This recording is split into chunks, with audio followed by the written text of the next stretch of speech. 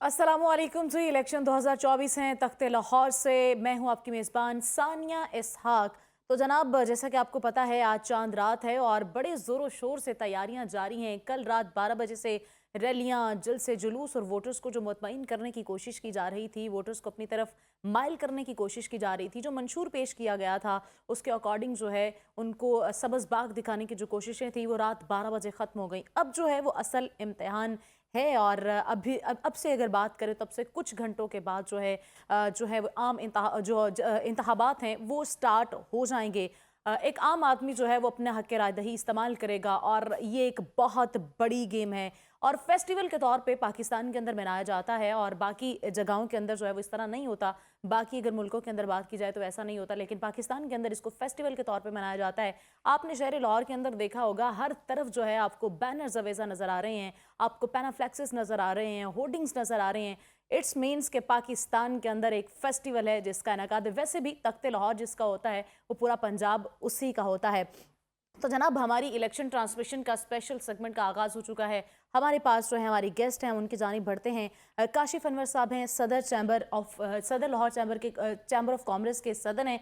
माजरत सर, आपके इंट्रो में थोड़ी सी हड़बड़ी हो गई। Thank you so much for coming. इसके साथ हमारे साथ मौजूद हैं डॉक्टर बिलाल शफीक साहब जो कि एंकर हैं प्रोग्राम देखना पड़ेंगे, इसके साथ साथ सीनियर तज्जा निगार हैं। इसके साथ साथ हमारे साथ मौजूद हैं मियां नवीद साहब जो कि ब्यूरो चीफ हैं न्यू न्यूज़ के। थैंक यू सो मच आप सबके आने का। सर, बात करेंगे सबसे पहले इकॉनमी के हवाले से, चूँकि इकॉनमी पाकिस्तान की जो है वो हमेशा से हमें नज़र आता है कि डिफ़ॉल्ट है, डगमगाई हुई है।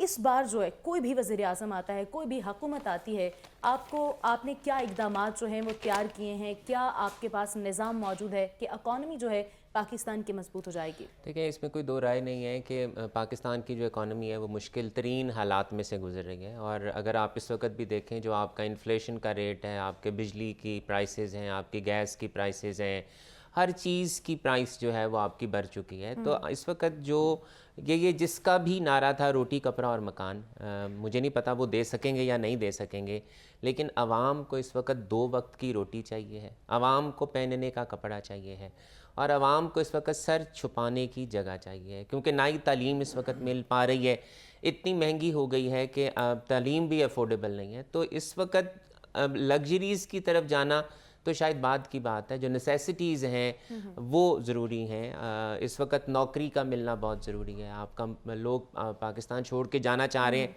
लेकिन अगर आप उसे पॉजिटिव भी देखें तो चलें, एक पॉजिटिव एंगल को छोड़ दें, लेकिन यहाँ पर भी नौकरियाँ नहीं हैं। तो ये बहुत ज़रूरी है कि यहाँ पर जब तक मईशत ठीक नहीं होगी, और मईशत तब ठीक होगी जब आपके मुल्क के अंदर इंडस्ट्री चलेगी, जब तक आप ऐसे इकदाम नहीं करेंगे कि आपके यहाँ पर नौकरियाँ क्रिएट हो सकें, तब तक आपके मुल्क के हालात ठीक नहीं होंगे। तो ये बहुत ज़रूरी है कि हमें कुछ ऐसे इकदाम करने चाहिए। अगर आपकी बात की जाए, आपको पर्सनली क्या लगता है कि कौन सी गवर्नमेंट जो है वो मईशत का जो है वो सस्टेन कर सकेगी? देखें, ये तो अब आगे गवर्नमेंट कौन सी आएगी, लेकिन इस वक्त बात यह है कि हमें इस बात को मानना होगा कि हम IMF के बिल्कुल चुंगल के अंदर हैं और हम IMF के चुंगल से नहीं निकल सकते।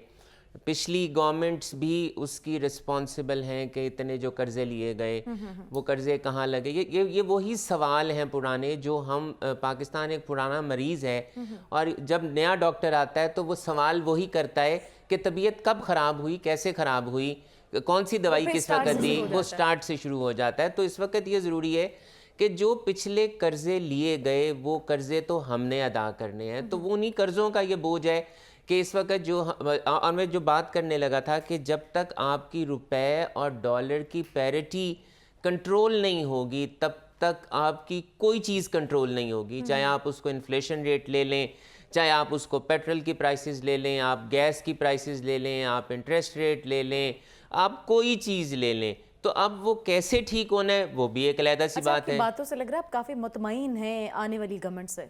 नहीं, मैंने ऐसा तो नहीं कहा, आपकी बातों से लग रहा है। लेकिन बात यह है कि वी वांट कि मुल्क में आपका पहिया चलना चाहिए इकोनॉमी का। रिटेलर्स, इंडस्ट्रियलिस्ट्स, आपकी जॉब्स क्रिएट होनी चाहिए, ये हमारी ख्वाहिश है।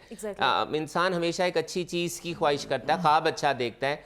तो अच्छा ख्वाब देखने का तो कोई टैक्स नहीं लगता। तो मैं अगर ये कहूँ कि आने वाली हुकूमत कुछ ऐसे इकदाम करे, और मैं यहाँ पर ये भी कहना चाहूँगा कि जब केयरटेकर गवर्नमेंट के आने से पहले जो गवर्नमेंट गई उसने कुछ ऐसे इकदाम बजट में दिए, अगर वो इम्प्लीमेंट हो जाते तो उससे काफ़ी फ़ायदा होता, लेकिन शायद वो IMF को मंजूर नहीं था। अल्लाह को मंजूर तो था नहीं था, लेकिन IMF को मंजूर नहीं था, तो इसलिए वो वापस लेनी पड़े तमाम इकदामात। तो जब तक आप आसानियाँ नहीं करेंगे, जो कि मुश्किल है, लेकिन जब तक आसानियाँ नहीं होंगी, जब तक ऐसे इकदामात नहीं किए जाएंगे, जब तक आपको फ्री हैंड नहीं दिया जाएगा, तब तक आपकी तिजारत सनत नहीं चलेगी। बिल्कुल ऐसा ही है। मैं आपकी तरफ वापस आऊंगी, हम अपने अगले गेस्ट के जाने मैं ज़रा इनकी बात को कंटिन्यू करूंगा। बड़ी खूबसूरत बातें की इन्होंने, लेकिन थोड़ा सा मैं इसमें इजाफा करना चाहता हूँ। देखें, जब मैं ये कहता हूँ ना, मुझे खाना चाहिए, मुझे पीना चाहिए, मुझे रोटी चाहिए, मकान चाहिए, कपड़ा चाहिए, ये बुरी बात नहीं है, ये मेरी ज़िंदगी की ज़रूरियात हैं, नेसेसिटीज़ है, necessities, basic necessities of life.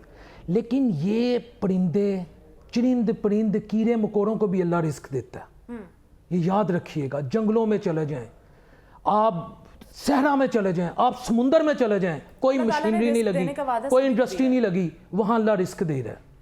Basically इंसान को क्या चाहिए? उसे शऊर चाहिए, उसे गैरत चाहिए, उसे हुब्बुल वतनी चाहिए, उसे करप्शन फ्री सोसाइटी चाहिए, उसे ख़ानदानी ग़ुलामों से आज़ादी चाहिए कि मैं किसी की बात नहीं कर रहा, उसे ख़ानदानी ग़ुलामी नहीं करनी, उसे मोहम्मद अली जिन्ना की ग़ुलामी करनी है, उसे शोधा की ग़ुलामी करनी है, वो कबूल है। लेकिन मैं आपको हकीकत बता रहा हूँ, ये डिफाइनिंग मोमेंट है पाकिस्तान की हिस्ट्री का। मैं ये कैसे देखें, मेरी बात है, मेरी एक अपनी ओपिनियन है। मेरा बच्चा, मैं नाम वैसे सिंबॉलिक नाम ले रहा हूँ, मोहम्मदी पब्लिक स्कूल में पढ़ता है, उसके वहाँ क्या ग्रूमिंग होगी? या मून एक डैश पब्लिक स्कूल में पढ़ता है, उसकी वहाँ क्या ग्रूमिंग होगी? वहाँ उसको बेसिक इंफ्रास्ट्रक्चर नहीं मिल रहा, वो चौथी, पांचवी, छठी, सातवीं, आठवीं में बागी हो जाएगा। उसको बेसिक एजुकेशन सिस्टम चाहिए, उसे ग्रास रूट लेवल से चीजों की बेहतरी चाहिए। लेकिन उससे पहले खाने पीने की चीजें जरूरी हैं। और खाना पीना होता है, कोई भूखा नहीं मरता। खाना पीना, मैं ये नहीं, जब ये चीजें होंगी, जब ये चीजें होंगी, जब करप्शन फ्री सोसाइटी होगी, बेसिक हेल्थ फैसिलिटीज होंगी, बेसिक एजुकेशन सिस्टम होगा, अदालतों में इंसाफ होगा, थाने में इंसाफ होगा, वासा के दफ्तर, वापडा के दफ्तर, कचहरी में इंसाफ होगा, रब्बे मोहम्मद की कसम सब कुछ मिलेगा। और जो इंसाफ ही नहीं होना, जो मैं रुल जाना कचहरियां च, वकीलों की फीसां च, मैनू कित्थों इंसाफ लभना है? मेरे तो पैसे उत्थे लग जाने ने। मेरा बिजनेस इत्थे कोई foreign direct, I am student of international relations, I know कि foreign direct investment can not be happen. ये मेरे साथ बैठे हुए हैं सीनियर बिजनेसमैन, जब तक मेरे मुल्क का कंड्यूसिव एनवायरनमेंट नहीं होगा। तो गुजारिश ये, I don't want to be emotional, अभी मैं अवाम के पास से होके मैं थोड़ा हो जाता हूं। बात ये, हमें बेसिक ग्रास रूट लेवल पर अदारों को बेहतर करना है, हमें इधर ये माहौल देना। आप बात कर रहे हैं ना ग्रास रूट लेवल से बेहतरी होगी, सिस्टम बेहतर होगा तो अल्टीमेटली इकोनॉमी बेहतर होगी। सिस्टम बेहतर नहीं होगा तो इकोनॉमी बेहतर नहीं होगी। दूसरी बात, IMF की बात आई, मैं यहां किसी को सपोर्ट नहीं कर रहा कि मिलिट्री गवर्नमेंट बेहतर थी या सिविलियन गवर्नमेंट बेहतर थी। आई am student of international relations, I am student of political science, दलील से बात कर रहा हूं। आप 1947 से लेकर 1988 तक 2 इसमें डिक्टेटर आए हैं, जिया साहब आए हैं, अयूब आए हैं। आप कितनी दफा IMF के पास गए हैं? सिर्फ 4 या 5 मरतबा। 1947 से 1988 तक आप 4 या 5 मरतबा IMF के पास गए हैं। लेकिन 1988 में जब मोहतरमा बेनज़ीर भुट्टो शहीद आई हैं, अल्लाह उनकी कब्र को नूर से मुनव्वर फरमाए, जरदारी साहब आए हैं, उसके बाद आले शरीफ आए हैं, यानी मियां मोहम्मद शरीफ रहमतुल्लाह अलैह की औलाद आई है, और 1999 तक आप खुद देख लें, मैं ब्लेम गेम में नहीं पड़ा, आप कितनी दफा IMF के पास गए। फिर मुशर्रफ साहब आते हैं, ये that point should be noted. क्या मुशर्रफ साहब के दौर में हमने IMF को गुड बाय नहीं कह दिया था? मेरे साथ 2 सीनियर लोग बैठे हैं, अगर गलत हूं करेक्ट मी, हमने बिल्कुल IMF को गुड बाय कह दिया था। फिर हमें जरदारी साहब मिलते हैं 2008 से 2013 से मियां साहब 18 तक, उसके बाद बिल्कुल दुरुस्त है। लेकिन पीपल्स पार्टी की अगर बात की जाए, 2008 में उनका एक अच्छा कमबैक हुआ था, उनको एक अच्छे वोट पड़े थे क्योंकि बीबी की उससे पहले जो शहादत हुई थी। ठीक है। उसके बाद 2013 के इलेक्शंस में आप देखें कि पीपल्स पार्टी की क्या हालत थी, एक ड्रामाई अंदाज में जो उनका ड्रॉबैक हुआ था 2018 के इलेक्शन, नेशनल असेंबली, आपकी जनरल असेंबली, आपकी सूबाई, सारी की सारी जो उनकी एक्सपोज है वो हो गए थे। उनके पास करने को कुछ नहीं था, उनके पास देने को कुछ नहीं था। आपने बात की IMF की बात की, आपने बात की ग्रास रूट लेवल की बात की, मेरा सवाल आपसे ये है कि 2024 में क्या लगता है आपको कि कौन सी चीज़ जो है वो ज़्यादा बेहतर हो जाएगी? जब तक स्टेबिलिटी नहीं आएगी, जब तक अवाम को ये नहीं महसूस होगा कि जो कुछ हो रहा है वो मेरी मंशा के मुताबिक हो रहा है, मेरी ये राय है, आई माइट बी रॉन्ग, तब तक मुझे नहीं लगता स्टेबिलिटी आएगी। अवाम को ये जो 24 करोड़ अवाम है, इसमें से 12 से 13 करोड़ गालबन जो अवाम है कल अपना वोट का हक इस्तेमाल करने जा रही है। ये भाई जिस मर्जी को वोट दे, ये नून को दे, ये इस्तेमाल करना चाहिए। मैं आपकी तरफ आती हूँ, मैं मियां साहब का जो है वो क्वेश्चन ले लेती हूँ। मियां साहब बताइएगा, आपका हेल्थ सेक्टर में एक अच्छी पिच है, बाकी भी जनरल चीजों में आपका बड़ा है, मुझे बताइएगा हेल्थ सेक्टर आपको कितना इंप्रूव होता नजर आ रहा है 2024 के अंदर? देखिए जी, हेल्थ और एजुकेशन की अगर बात करें तो ये दोनों ही जो है वो सेक्टर के ऊपर सियासत भी बहुत की जाती है। जो भी कोई सियासी जमात आती है, दावे भी किए जाते हैं, नारे भी लगाए जाते हैं, लेकिन बदकिस्मती ये है कि इन दोनों सेक्टर्स के ऊपर जो है वो खा वो पाकिस्तान तरीके इंसाफ हो, खा वो नून लीग हो, खा वो दूसरी कई जमातें हों, काफली को, जब भी ये कोई जमात आती है अब इक़्तिदार हासिल करती है तो ये दोनों सेक्टर नज़रअंदाज किए जाते हैं। अब मैं आपको बता देता हूँ कि नज़रअंदाज किस तरह किए जाते हैं। आप अगले आने वाले दौर में, मैं मुख्तलिफ प्रोग्रामों में ये कह चुका हूँ कि अगले 4 से 5 सालों में आपकी जेब में पैसे होंगे तो आप अपना इलाज करवा सकेंगे। अदरवाइज़ आप जो है वो खुदा न खास्ता अगर आपको कोई बड़ी मूजी मर्ज लगी है तो आप जो है वो बिल्कुल इलाज नहीं करवा सकेंगे। या आपको गवर्नमेंट के लेवल के ऊपर जो सूरत इस वक्त अस्पतालों के अंदर हैं या इसके देख लें इमरजेंसी वार्ड्स के अंदर, तो अब भी जो है वो निगरान हुकूमत की जानब से अरबों रुपए, तकरीबन आज भी मैंने खबर दी है कि तकरीबन 9 अरब पहले लगाए जा चुके हैं, 3 अरब और मांग लिए गए हैं। अब 9 और 3 ये कर ले, 12 अरब के करीब जो है इसके ऊपर लगा देंगे। लेकिन आज भी आप चले जाएं, इनको जितना मर्जी आप सजा लें, इनकी डेकोरेशन कर लें, वहाँ पर आप जो मर्जी कर लें, लेकिन जब आपके मरीज़ के पास दवाई नहीं होगी, आपके मरीज़ के पास बेड नहीं होगा, जब आपका मरीज़ जाएगा किसी भी सरकारी अस्पताल में तो एक बेड के ऊपर 3-3 होंगे तो वो मरीज़ ठीक नहीं हो सकता, वो मरीज़ ठीक नहीं हो सकता। बुनियादी तौर पर कोई भी सियासी हुकूमत है, मैं किसी एक को नहीं कह रहा, तहरीक इंसाफ आई है तो तहरीक इंसाफ के अंदर भी सरकारी अस्पतालों में उन्होंने सेहत कार्ड ज़रूर दिया है, लेकिन सरकारी अस्पतालों का बजट कार्ड कर दिया है, सरकारी अस्पतालों का बुरा हाल कर दिया है। उसके पिछली हुकूमत का कर ले तो वो सियासत तो हर एक इसके ऊपर करता है, कौन नहीं करता। तकरीबन ये निगरान हुकूमत ने, मैं तो ये कहूँगा कि निगरान हुकूमत के अंदर जो इस वक्त वज़ीर आला पंजाब हैं, और कल भी उनका जो मेन दिन है, क्योंकि कल उन्होंने जो है वो इलेक्शन कंडक्ट करवाना है, वो सारे मेरा ख्याल है कि 100-200 के लगभग उन्होंने अस्पतालों के अंदर दौरे किए हैं। और जो भी आता है, साकिब निसार भी बात कर लेंगे साहब का चीफ जस्टिस की, उस वक्त जब नून लीग को इन्होंने फारग करना तो अस्पतालों के अंदर जाकर सियासत की गई, मैं खुद उनके साथ था, बड़े सवालात किए, आज भी उनके साथ जो सवालात मैंने किए हैं वो आज भी लिफ्टें ख़राब हैं, कोई ठीक नहीं करवा सका। बुनियादी तौर पर ये शोभा ये है, सेहत और एजुकेशन। आज भी करोड़ों बच्चे हमारे जो है वो स्कूलों के अंदर नहीं है। हम जब तक जो है याद आती है ना कि हम पाकिस्तान के अंदर रहते हैं। मियां साहब, मैं आपकी तरफ वापस आऊंगी, अभी वक्त हुआ जनाब ब्रेक का, ब्रेक के बाद वापस आते हैं और डिस्कशन का सिलसिला बढ़ाते हैं आगे।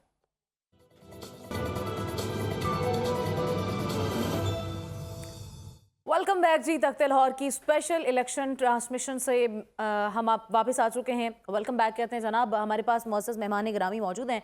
इकॉनमी की बात हो रही थी सर, आपको क्या लगता है जो आने वाली गवर्नमेंट है उसके अंदर उसकी क्या क्रेडिबिलिटी होनी चाहिए, क्या स्टेप्स होने चाहिए जिससे मुल्क के अंदर माशी इस्तेहकाम आ सकता है? देखिए, सबसे पहले तो ये बहुत ज़रूरी है कि जितनी भी पॉलिटिकल पार्टीज़ हैं उन्हें एक पेज पे आना चाहिए है। जब तक वो एक पेज के ऊपर नहीं आएंगी, और अपोजिशन का किरदार हमेशा बहुत ज़रूरी होता है, लेकिन अपोजिशन काम रोकने के लिए नहीं होती, काम बेहतर कराने के लिए होती है। लेकिन हमारी बदकिस्मती रही है कि यहाँ पर अपोजिशन काम को रोकने के लिए होती है। आने वाला वक्त जो है, आने वाली गवर्नमेंट जो है, उसके लिए बहुत सी मुश्किलात हैं। ये कोई फूलों की सेज नहीं होगी अगली गवर्नमेंट, और अगले ही दिन हालात बिल्कुल ठीक नहीं हो जाएंगे, बिल्कुल ठीक नहीं होंगे। अगर काम करने देंगे 5 साल उन्हें, तब 5 साल के बाद जाकर हम ट्रैक पे चढ़ेंगे, हमारी इकॉनमी ट्रैक पे आएगी। अगर हम काम नहीं करने देंगे तो मुश्किल से मुश्किल हालात होंगे। देखें, गैस आपके जो डेफिसिट्स हैं वो बढ़ते जा रहे हैं। हम ये बात करते हैं कि जी पावर का बढ़ गया, गैस का बढ़ गया, तो ये कहाँ जा रहा है? हमें अपने सिस्टम्स को करेक्ट करने की, जो इस वक्त तो देखें, मैं पाकिस्तान की मिसाल एक ये देता हूँ, एक बहुत बड़ा सा ड्रम है और उसमें ऊपर से बहुत पानी आ रहा है और हमने बहुत से सुराख किए हुए हैं। हम पानी आपको लगता है पाकिस्तान एक फैक्ट्री है? आप चलें, आप मैंने तो ड्रम की मिसाल अच्छी सी दे दी कि पानी बीच में बहुत है, अल्लाह ताला ने बहुत नवाजा है, टैक्स भी आ रहा है, पैसा भी बढ़ रहा है, बाहर से भी पैसा आ रहा है, IMF भी दे रहा है, लेकिन इतने नीचे सुराख इतने ढेर सारे हैं कि पानी बंद नहीं हो रहा। जब तक हम उन लीकेजेस को बंद नहीं करेंगे तब तक हम चलें, आप फैक्ट्री की मिसाल ले लें, जब तक आप फैक्ट्री वो कारोबार नहीं चलता जिसमें चोरी हो रही हो, जिसको चूहे लगे हों, जिसकी इनकम खाई जा रही हो, जब तक दीमक लगी हो, जब तक आप उस पैसे को री इन्वेस्ट नहीं करेंगे, सही जगह पे नहीं करेंगे। मैं एक सवाल बार बार यही करता हूँ कि जो पिछले पैसे लिए गए, डैम्स क्यों नहीं बने? हम हर साल $20 बिलियन का फ्यूल इंपोर्ट करते हैं, हमने डैम्स क्यों नहीं बनाए? हर साल सैलाब आ जाता है, हमने पानी क्यों नहीं सेव किया? हमने क्यों ज़राअत को मुश्किल बना दिया? क्यों हमारा किसान जो है वो ज़राअत छोड़ के जा रहा है? तो देखें, ये आज भी अगर हम इन सवालों के एक ऐसा हमारे पास बहुत बड़ा सोर्स है, अगर हम इसका 1/3 भी इस्तेमाल करें तो मुल्क पाकिस्तान के सारे खर्चे चल सकते हैं। बिल्कुल। आप देखें, आप अगर हम कॉटन की बात करें, चलें इस साल कॉटन की क्रॉप कुछ बेहतर हो गई, हमें अपनी लोकल इंडस्ट्री को चलाने के लिए 15 मिलियन बेल चाहिए, हमने कॉटन इंपोर्ट करनी शुरू कर दी, हमने आलू टमाटर दालें इंपोर्ट करनी शुरू कर दी। हम अगर मुल्क है लेकिन फिर भी हम चीजें इंपोर्ट करते हैं। ब्रेक का काज़ा है, ब्रेक के बाद वापस आते हैं तो डिस्कशन का सिलसिला जो बढ़ाते हैं।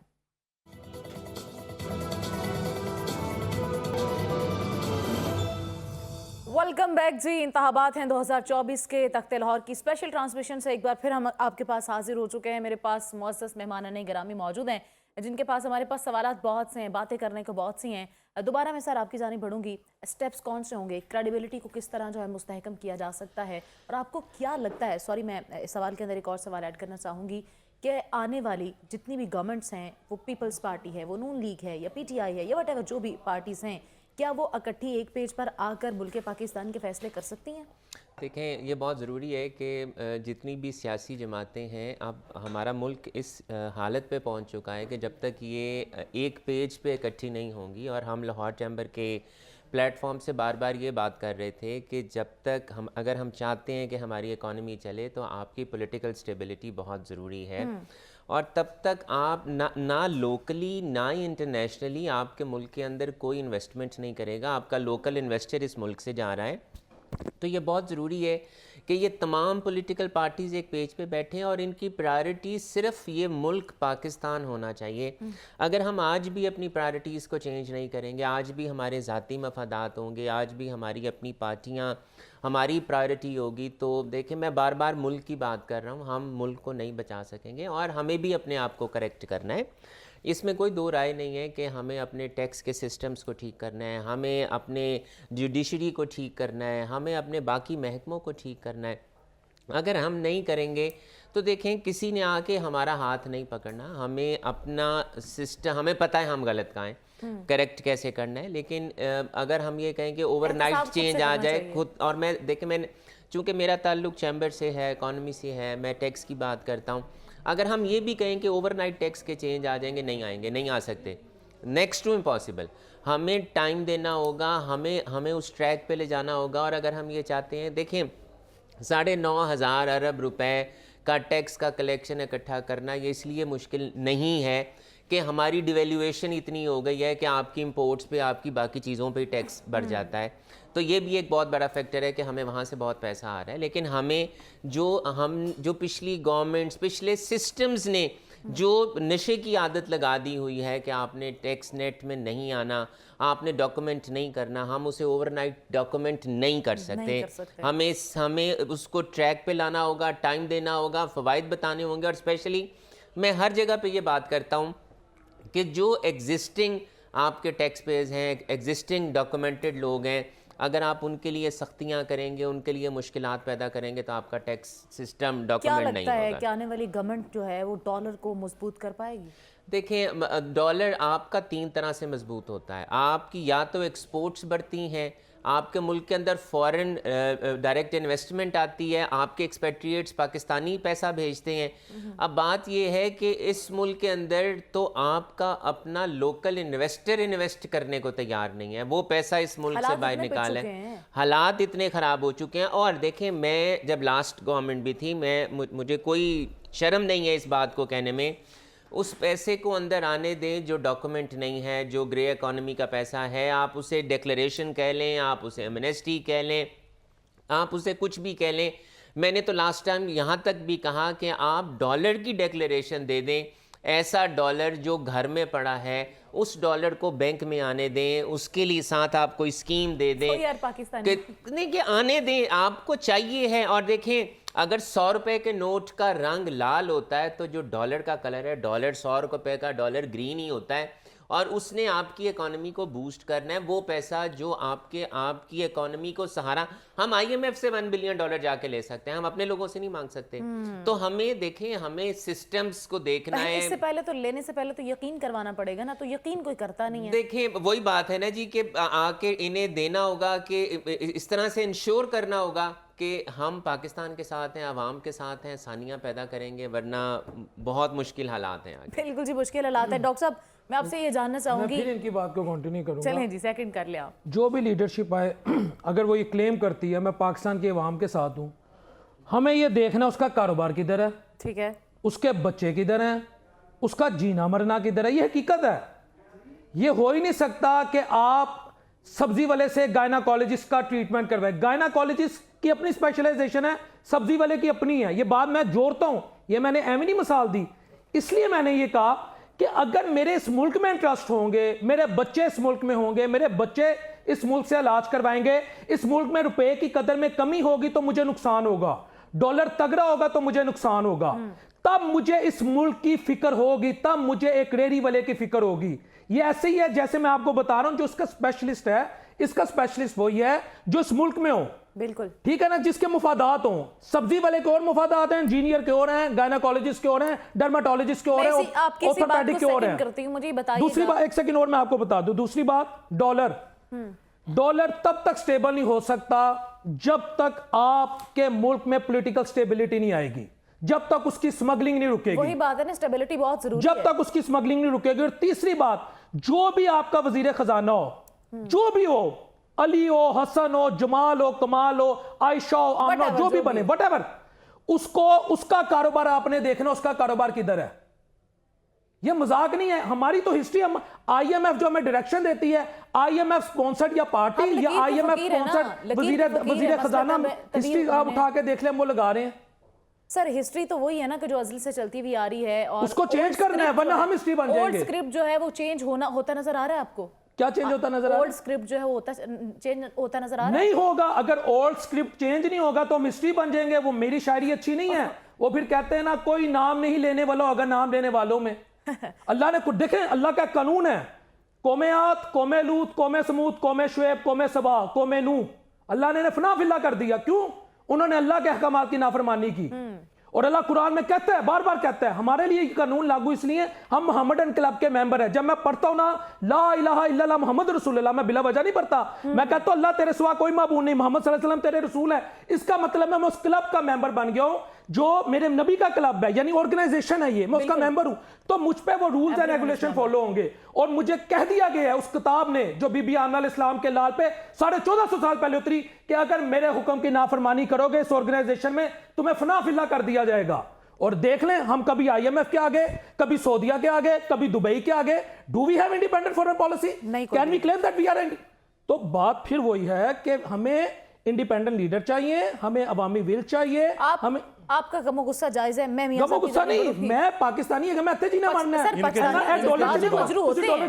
नहीं जी, इनके जज्बात हैं, डॉलर जज्बात मजरू होते हैं सर, हर साल होते हैं जब भी इंतखाबात होते हैं। डॉलर कमाते हो नहीं ना, तो मेरी बहन क्या लगी? अल्लाह करे इन्फ्लेशन जो रेट है हमारा डे बाय डे बढ़ता चला जा रहा है। मियां साहब, मैं आपसे ये जानने की कोशिश करूंगी, आपने हल्के जो है विजिट किए हैं, आप हर एक हल्के में गए हैं, और लाहौर रंग को ये एजाज़ हासिल रहा है कि उन्होंने हर एक हल्के को ब्रीफली विजिट किया है। आपको वोटर्स का झुकाव जो है वो किस तरफ नजर आ रहा है?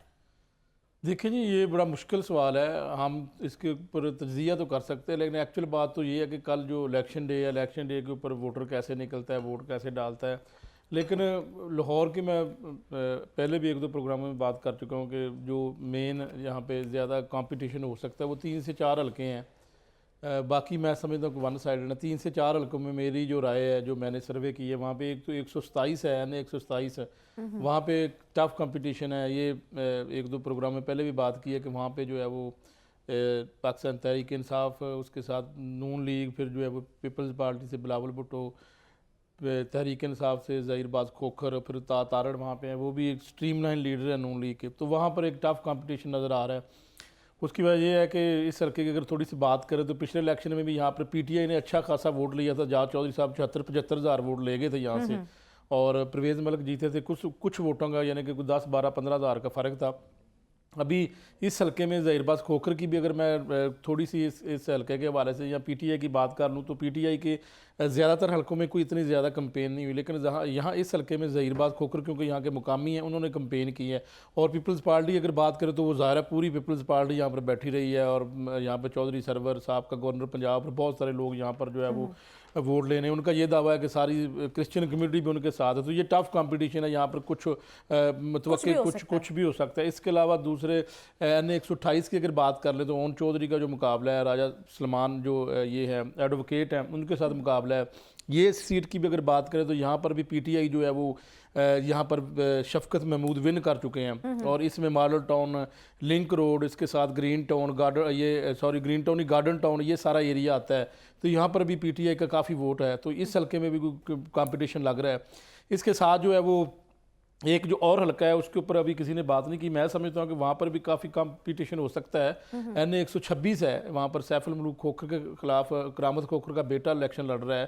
तो यहाँ पर भी जो है वो खोखर बरादरी का वोट है, दोनों खोखर बरादरी के ही उम्मीदवार हैं, और यहाँ से करामत खोखर सैफुल मलूक खोखर को हरा चुके हैं। अब उनका बेटा है वो मजूर भी हैं, वो यहाँ से इलेक्शन लड़ रहा है। तो इस हल्के में भी जो है वो काफ़ी जो है वो कंपटीशन है। बाकी एक मियाँ नुमान का हल्का है जो मियाँ अजहर के साथ इलेक्शन हो रहा है, यहाँ पर भी काफ़ी टफ कंपटीशन हो सकता है। तो बाकी दीगर हल्कों की बात करें तो मरियम नवाज़, उसके साथ हमजा शहबाज, मियाँ नवाज शरीफ, शहबाज शरीफ के ये हल्के हैं। ये तो यहाँ से नहीं कहा जा सकता कि पीटीआई जीत जाए। हाँ, जो यास्मीन राशिद का हल्का है 130 का, वहाँ पर मैं आपको थोड़ा सा बता दूं कि वहाँ पर डॉक्टर यास्मीन राशिद वोट ज़रूर लेती हैं। पिछली दफ़ा वहीद आलम के खिलाफ वोट लिया था, अब नवाज शरीफ वहाँ से वो इलेक्शन लड़ रहे हैं, और उनका पुराना हल्का है, 22 हल्का है। तो वहाँ से जो है नवाज शरीफ को हराना एक अपसेट समझूंगा मैं अगर वहाँ से हराया था, लेकिन मुझे नहीं लगता कि नामुमकिन है कि डॉक्टर यास्मीन राशिद, ठीक है वो इस वक्त जेल में है, हमदर्दी का वोट भी होगा उनको, वो हो सकता है कि उनको हमदर्दी का वोट भी पड़े, सारा कुछ, लेकिन फिर भी वहाँ पर जड़ें मजबूत हैं नून लीग की। ये वो हल्का है कि जहाँ पर जो है वो किसी दौर में भी वो नहीं हारे, खा मुशर्रफ का दौर हो, कोई दौर हो, जब उनको निकाला गया यहाँ से 2017 में, उस वक्त भी यहाँ से इलेक्शन जो हुआ है तो उन्होंने जमात इस्लामी की अगर बात करें, वो भी फिलर के तौर पे काम करते हैं और बड़े मजबूत उम्मीदवार हैं। जबरान भट्ट की बात की जाए, N130 से जो इलेक्शन कंटेस्ट कर रहे हैं, उनके बारे में आपकी क्या राय है? देखिए जी, जमात इस्लामी ऐसी जमात है कि जिसके ऊपर मैं समझता हूँ कि ज़ाती तौर पर एक तो उनके ऊपर कोई ऐसे एलिगेशन नहीं है, और साफ शफाफ उनको कहा जा सकता है, लेकिन फिर भी जो है वो वोटर को अपनी तरफ मुतहरिक करने में क्यों कामयाब नहीं होते, ये एक बहुत बड़ा उनके लिए सवालिया निशान है। क्योंकि वोटर उनके लिए उनकी तरफ गामजन नहीं होता, खा कोई भी हल्का हो, 130 हो। 130 में तो ऐसे ही है बात करना कि आप अगर जमात इस्लामी की बात करें तो मैं तो समझता हूँ कि वहाँ पे वो कुछ वोट भी ले लें तो बड़ी बात है। तो हाँ जी, इस तरह है वो, उस तरह वोटर को अपनी तरफ, जिस तरह नून लीग या पीटीआई एक दौर में जिस तरह इमरान खान लेकर आए हैं, और इस वक्त देखा जाए तो यूथ में भी एक बहुत मुतहरिक ये फेमस यूथ सारी इनके साथ है। जिस तरह लोग सोशल मीडिया के ऊपर भी बात कर लें, कोई ना कोई चीज़ देख लें, तो वहाँ पर भी ये सारा यूथ इनकी है। लेकिन फिर भी मैं यहाँ पर कहूँगा कि जमात इस्लामी उस तरह अपने वोटरों को अपनी तरफ गामजन नहीं किया उन्होंने, लेकिन साथ ये है कि लाहौर में अगर कोई इस वक्त मुकाबला करेगी तो वो पीटीआई ही करेगी नून लीग का, लेकिन नून लीग की जड़ें बहुत मजबूत है। लाहौर की जो 14 सीटें हैं, ये 3-4 सीटों पर मुकाबला है। 21 अक्टूबर से नवाज शरीफ साहब वापस आए, तब से वो अपने आप को मजबूत ही समझ रहे हैं। देखिए जी, ये तो मजबूत समझ रहे हैं, मजबूत इसलिए कि अब तो आ गए हैं, लेकिन जब वो नहीं थे 2018 के इलेक्शन में, तो तब भी तो एक सीट ही लाहौर से जीती लेकिन थी। उसके पास तब टफ कंपटीशन था, तब पीटीआई के एक मजबूत उम्मीदवार मौजूद थे, इमरान खान साहब खुद ग्राउंड में मौजूद थे। वो हल्का भी 122 से खाया, साद रफी के मुखालिफ सरदार लतीफ़ खूसा इलेक्शन लड़ रहे हैं, वहाँ पे कुछ वोटों का फर्क था। ये भी टफ कंपटीशन हो सकता है। यहाँ पर भी 635 के करीब वोट थे उस वक्त, जो फर्क था थोड़ा सा, जिसमें वो इलेक्शन दोबारा, अभी तो कोई करोड़ों के हिसाब से नए वोटर्स भी आए हैं। डॉक्टर साहब, मैं आपसे एक सवाल करना चाहूंगी, नफरत और इंतकाम की सियासत कब खत्म होगी? ये बिल्कुल नहीं होनी चाहिए, ये पाकिस्तान के होनी नहीं चाहिए। नहीं होनी चाहिए। नफरत और इंतकाम की सियासत में कह रहा हूँ, ये नहीं होनी चाहिए, सियासत नहीं होनी चाहिए। अच्छा नहीं होनी नहीं चाहिए। होनी चाहिए। इसका खत्म कैसे मैं होगी? वही बताने लगा ना, ये तभी ख़त्म होगी जब, मैं बार बार वही बात कह रहा हूँ, जब आम आदमी को उसके हकूक मिल जाएंगे। मेरा बेटा, मैं फिर वो कहता हूँ, मेरा भाई औलाद से महरूम, मेरा बेटा बेसिक फैसिलिटी से महरूम, और जिसने लूट मार की है वो मेरे टैक्स के पैसों पर, वो मेरी हमारे सर पे मेहनत बैठ पर के वो बैठ रजी रहा जा है। रहे हैं, लड़ी इसे जा कहते रहे हैं हैं। Sense of deprivation. जब ये प्रिवेल करती है, स्टेबिलिटी नहीं आती। आप मैं अल्लाह माफ़ करे, पाकिस्तान नीड स्टेबिलिटी। अल्लाह कभी ना, अल्लाह ना करे, अल्लाह ना करे यहाँ को भी कोई इंस्टेबिलिटी है, लेकिन इंस्टेबिलिटी हमेशा उन ममालिक में आती है जब एक आम आदमी अपनी सुबह से रात तक मेहनत करने के बावजूद, मैं आम आदमी में हमारी सोच भी तो गुलामी वाली है ना। नहीं, हमारी सोच गुलामी वाली गुलामी नहीं वाली है। है। मैं आज आपको बता दूं, सोचते हैं हमें अच्छी जॉब मिल जाए, मियां साहब का हम अच्छे तजिया ओहदे पे चले मोर जाएं। देन रियलिटी है। लेकिन अगर वो वोटर, अननोन वोटर और खामोश वोटर निकल आया, यूथ का वोटर निकल आया जो चाहता है कि उसको भी वैसे ट्रीट किया जाए जैसे पीटीआई की अशरफिया, जैसे नून लीग की अशरफिया, जैसे ब्यूरोक्रेसी में, जैसे जो हमारी रूलिंग एलीट है उनके बच्चों को ट्रीट किया जाता है। अगर अननोन वोटर निकल आया तो मैं आपको लिख के देता हूं, कल शाम को हालात ही कुछ और होंगे। अगर अननोन वोटर घर बैठा रहा, उसने कहा बस ठीक है, कुछ होना नहीं, हम कुछ कर नहीं सकते, मुझे सिस्टम पे बाहर नहीं, तो फिर गेम काशी साहब मैं आपकी तरफ आऊंगी, मुझे बताइएगा 2024 के हवाले से क्या प्लान है? महंगाई कम होगी या नहीं होगी?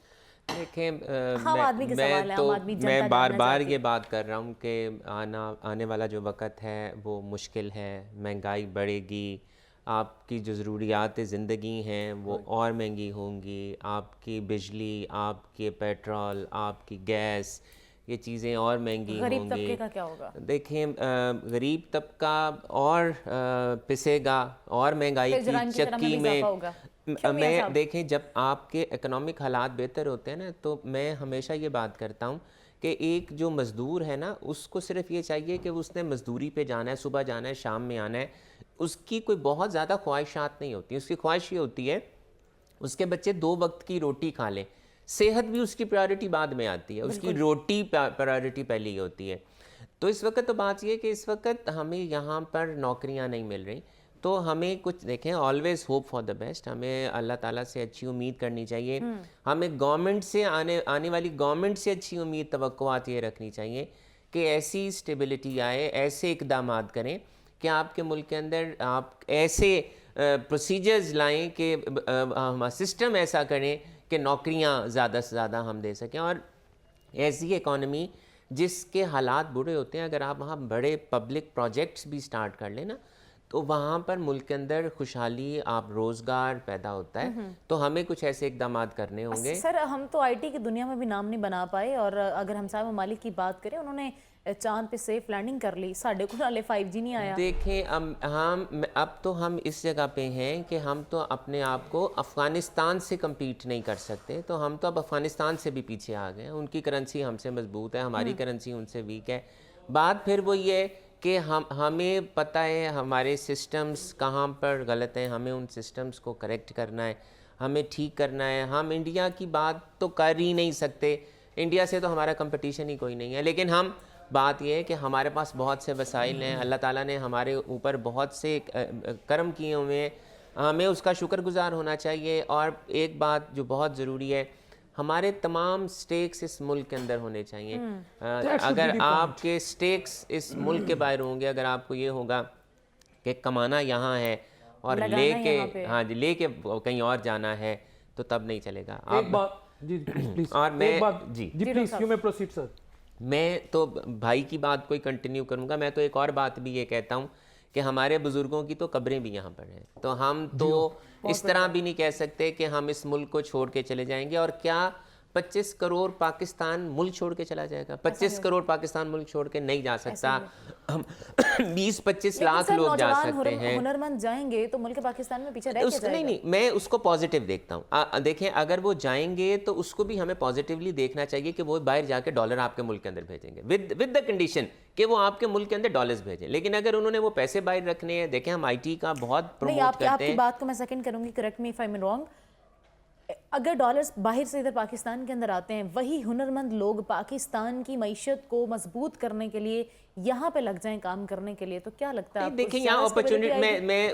मैं उसको पॉजिटिव लेता हूँ। आपके जो मुल्क से बाहर जा रहे हैं, अगर उन्हें अपॉर्चुनिटीज़ हैं, उनको इतनी वो जाना चाहिए। स्किल्ड हैं, उन्हें जाना चाहिए। यहाँ पर अपॉर्चुनिटी होगी, स्किल्ड होना चाहिए। देखिए डॉक्टर्स आपके बाहर जाएंगे तो यहाँ डॉक्टर्स आपके क्रिएट भी तो हो रहे हैं ना, आपके इंजीनियर्स बन भी तो रहे हैं, आपके कई आईटी के प्रोफेशनल्स यहाँ पर ये नहीं कि तैयार प्यार भी तो कर हो कर रहे के हैं। ऐसी बाहर देती जाइए। अब देखिए आप फिनिश गुड्स एक्सपोर्ट नहीं कर सकते, लेकिन आप स्किल्ड लेबर जरूर एक्सपोर्ट कर सकते हैं, और हमें स्किल्ड लेबर एक्सपोर्ट करनी ही चाहिए। सर सर जी, मैं आपकी क्लोजिंग रिमार्क्स लूंगी मैं क्योंकि क्लोजिंग प्रोग्राम रिमार्क्स सिर्फ का आपको वक्त अपॉर्चुनिटी लूंगा। I am PhD in international relations. जबरदस्त।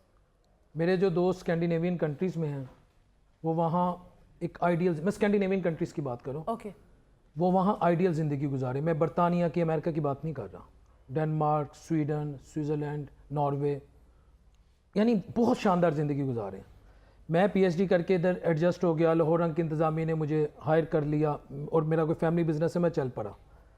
जब तक आप अपना एजुकेशन सिस्टम भी नहीं बदलेंगे ना, ये जो करते हैं ना, मैं हकीकत आज आपको बता रहा हूँ, MA political science, MA history, MA sociology, MA इस्लामियात, इस्लाम में क्लोजिंग रिमार्क्स देते हैं जल्दी। सब कुछ खत्म कर दे इस्लाम के लिए, अपनी जान कुर्बान कर दे। लेकिन मैं बदकिस्मती से इनमें जब आप अपनी हजारों लाखों जब आप प्रोडक्शन देंगे, एमए अरबी, एमए इस्लामियात, एमए इंग्लिश, एमए, इनकी मार्केट में यूटिलाइजेशन नहीं है। आप आईटी की तरफ आपको आना मियां साहब, पड़ेगा। हमारे पास वक्त कम है, जाते जाते क्लोजिंग रिमार्क्स दें हमारे नाज़रीन को। बिल्कुल जी, यही मैं यही कहूँगा जी, वो वोट डालें, जितने भी वोटर हैं वो निकलें और अपनी अपनी जो है वो फेवरेट राय जो दही उनकी इस्तेमाल करें। पार्टी, उनको वोट ज़रूर इस्तेमाल करें। ये ना हो कि वो घर में बैठे हैं, उनके लिए एक मौका है, चांस है, निकलें और वोट दें अपनी फेवरेट जमात को। बिल्कुल जी, काशिफ अनवर साहब हमारे साथ मौजूद थे, सदर Lahore chamber of commerce, doctor Bilal Shafiq anchor हैं, प्रोग्राम देखना पड़ेगा, मियां नवीद हैं ब्यूरो चीफ है न्यू न्यूज़ के। बहुत शुक्रिया सर आपके वक्त का। आप तीनों हमारे पास मौजूद थे, हमने एक मुकम्मल एक डिस्कशन की, मईशत को डिस्कस किया, वोटर्स को डिस्कस किया, और इसके अलावा हमारे मुल्क के अंदर जो माशी इस्तेहकाम पाया जाता है उसके बारे में भी डिस्कशन की। अभी के प्रोग्राम से फिलहाल के लिए इतना ही। मुझे साने साहब को इजाज़त दीजिए। अल्लाह ने के बाद।